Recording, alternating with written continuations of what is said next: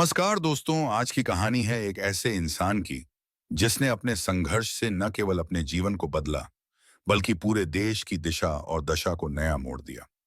यह कहानी है एक गरीब मछुआरे के बेटे की जिसने अपने सपनों को इतनी बुलंदियों तक पहुंचाया कि वह भारत के सबसे महान वैज्ञानिकों में से एक बन गए और फिर देश के सबसे लोकप्रिय राष्ट्रपति। हम बात कर रहे हैं डॉ एपी अब्दुल कलाम की। एक ऐसी शख्सियत जिनकी पूरी जिंदगी संघर्ष और प्रेरणा की मिसाल है। उनकी यात्रा उन सभी के लिए एक प्रकाश स्तंभ है जो अपनी मेहनत और सपनों के दम पर आगे बढ़ना चाहते हैं।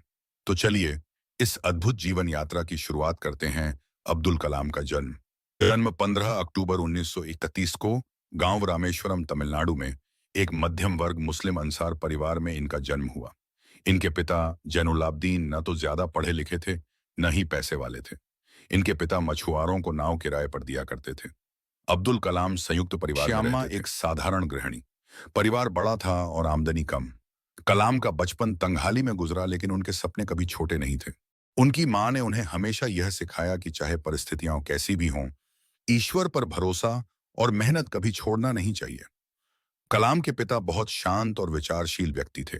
वह अक्सर समुद्र किनारे कलाम को ले जाते और जीवन के गहरे अर्थ सिखाते।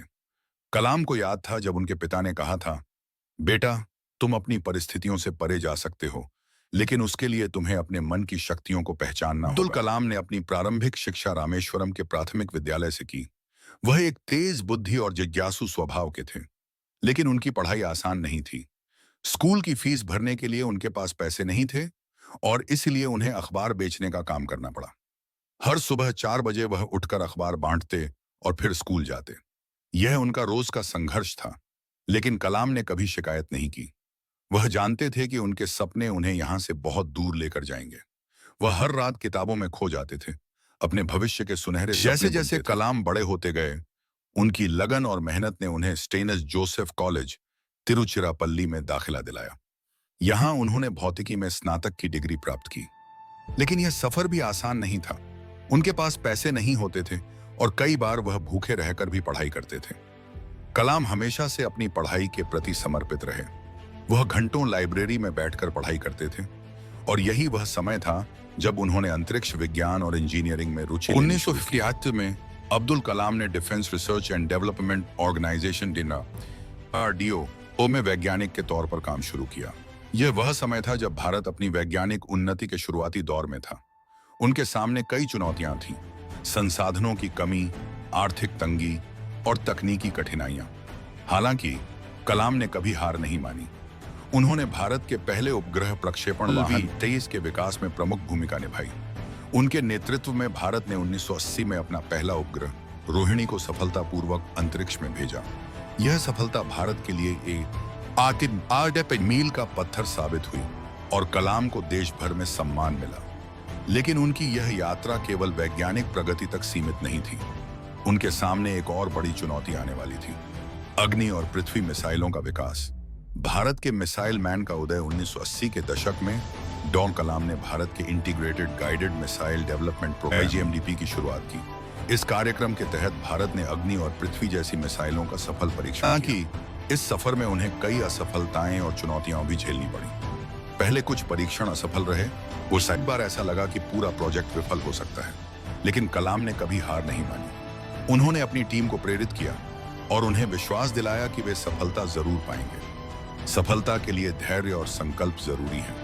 असफलता केवल एक कदम है जिससे हम सीख सकते हैं। यह उनकी दृढ़ता और नेतृत्व का परिणाम था कि वह के मिसाइल मैन के रूप में मशहूर हो गए। राष्ट्रपति पद, जनता का राष्ट्रपति जनता का राष्ट्रपति बनने की यात्रा 2002 में डॉन APJ अब्दुल कलाम को भारत के 11वें राष्ट्रपति के रूप में चुना गया। उनका राष्ट्रपति काल देश के लिए ऐतिहासिक था। उन्हें प्यार से जनता का राष्ट्रपति कहा जाता था क्योंकि वह हमेशा आम जनता के करीब थे। राष्ट्रपति के रूप में कलाम ने खासकर युवाओं पर ध्यान केंद्रित किया। उनका मानना था कि देश की असली ताकत उसके युवा हैं। वह हमेशा कहते थे, युवा शक्ति को जागरूक और शिक्षित करना ही देश की प्रगति की कुंजी है। 27 जुलाई 2015 को जब डॉन कलाम शिलोंग में एक लेक्चर दे रहे थे, तभी उन्हें दिल का दौरा पड़ा और उन्होंने अपनी आखिरी सांस ली। उनका निधन पूरे देश के लिए एक अपूरणीय क्षति, लेकिन उनकी मृत्यु ने भी एक संदेश छोड़ा कि वह अंत तक देश की सेवा करते रहे। वह एक सच्चे कर्मयोगी थे जो जीवन के हर क्षण को जीने में विश्वास करते थे। कलाम के जीवन से हमें कई महत्वपूर्ण सीख मिलती हैं जो हमें न केवल व्यक्तिगत सफलता के लिए प्रेरित करती हैं बल्कि समाज और देश के लिए भी योगदान देने का महत्व समझाती हैं। 8. संघर्ष से घबराना नहीं चाहिए। कलाम का जीवन कई कठिनाइयों से भरा रहा, लेकिन उन्होंने कभी हार नहीं मानी। गरीबी, साधनों की कमी और असफलताओं के बावजूद अपनी मेहनत और समर्पण से सफलता हासिल की।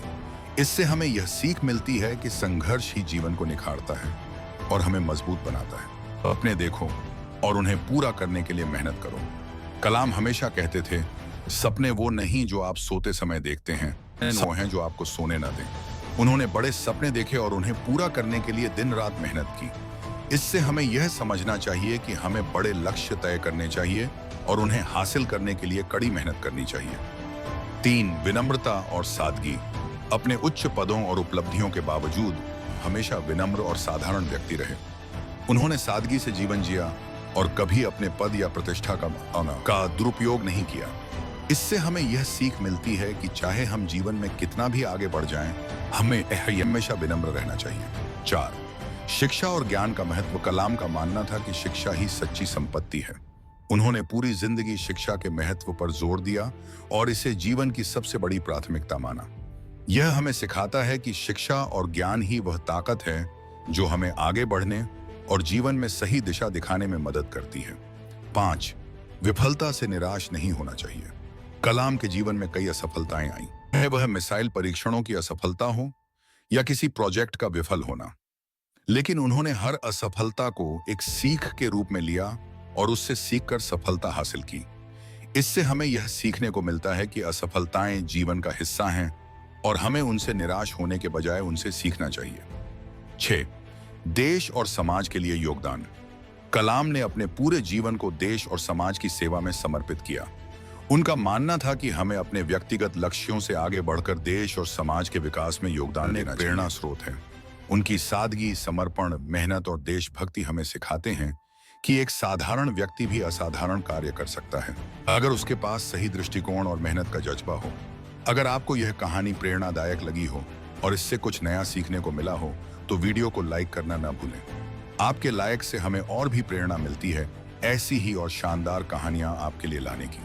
अगर आप हमारे चैनल पर नए हैं तो चैनल को सब्सक्राइब जरूर करें। अगर आप हमारे चैनल पर नए हैं तो चैनल को सब्सक्राइब जरूर करें ताकि आपसे कोई भी प्रेरणादायक और जानकारी से भरी वीडियो मिस न हो। साथ ही बेल आइकन दबाएं ताकि जब भी नई वीडियो अपलोड हो आपको तुरंत नोटिफिकेशन मिले। आपके सपोर्ट से हमें आगे बढ़ने की ताकत मिलती है। तो चलिए मिलकर इस सफर को आगे बढ़ाते हैं। धन्यवाद।